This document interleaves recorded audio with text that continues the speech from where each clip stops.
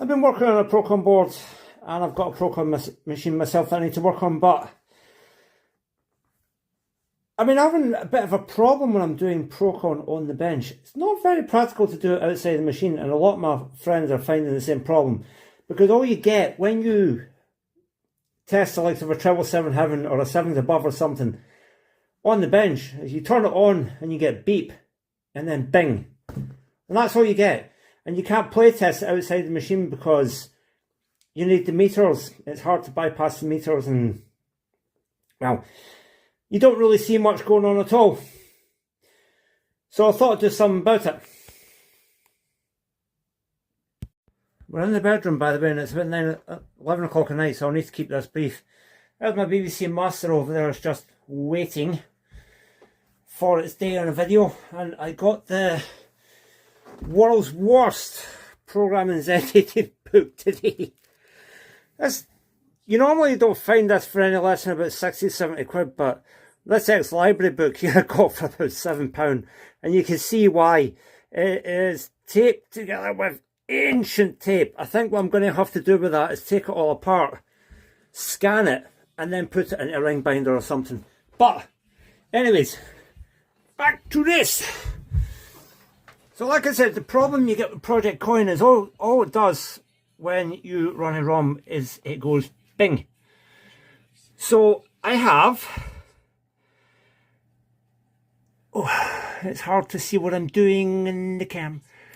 I have a Z80 compiler. A guy called OceanSoft came up with a Z80 simulator, and it has a basic compiler built in. So what I did was I sat down and I worked out all the addresses for all the PIOs, and I wrote a little bit of code here to address the PIOs and cycle things around and whatever. And it's a bit of a pain to do because proconn uses a little bit of trickery when it's addressing the PIOs.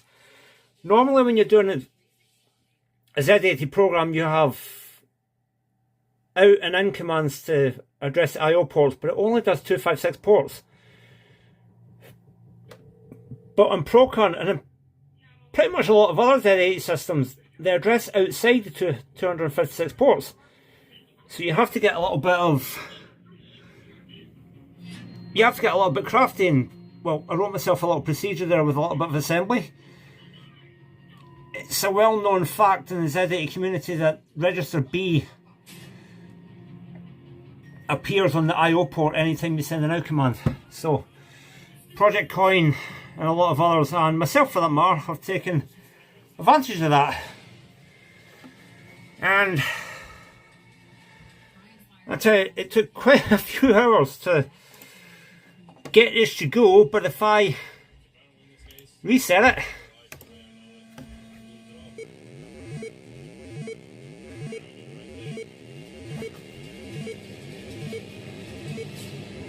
and it works. Now, all well and good, here you say, but what good is that when it just runs in the emulator? Well,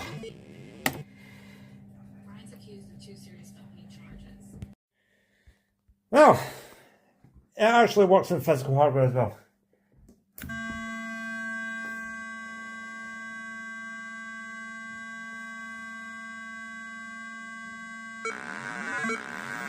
Long reset pulse there. Well, it's not actually a reset pulse, but all it's doing is it plays a long tone to allow you to get your logic problem stuff ready. And if I grab see if I find one that's moving. There we go. And 20, 19, 18, 17, 16. And there we go.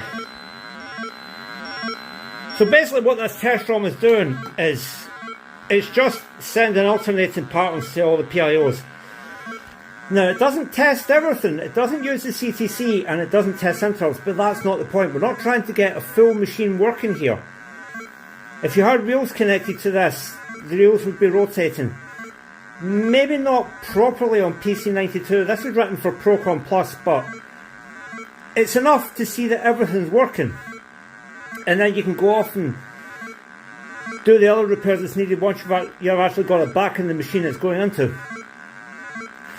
This is for like the testing that the CPU can see the RAM, the ROM, the sound chip, and all the outputs.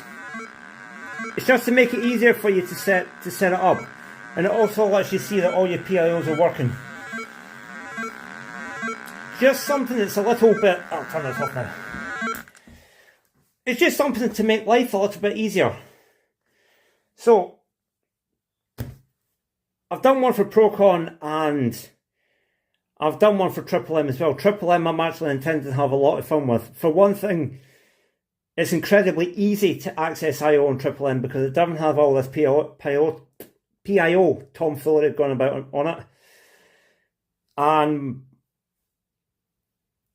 as far as the proconn one goes, I've already given the ROM to a good friend, and if anybody wants a copy of this, they can shoot me a mail. They can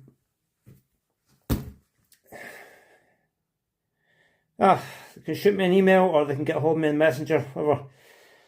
It's just a little something I've knocked up, and it'll work on proconn Plus, or PC92. Like I said, on PC92 the reels might not run properly, but on proconn Plus they definitely will rotate. Why do they do this? Well,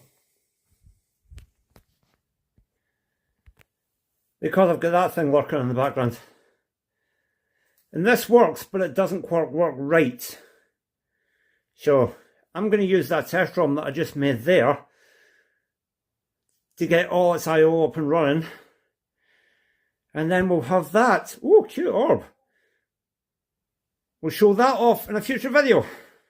Alright. So, I know I've not been around for another orb. Dustin must be. I know I haven't been around for quite some time, but I've got more videos in the pipeline, and I'll see you again soon. Alright, bye bye for now.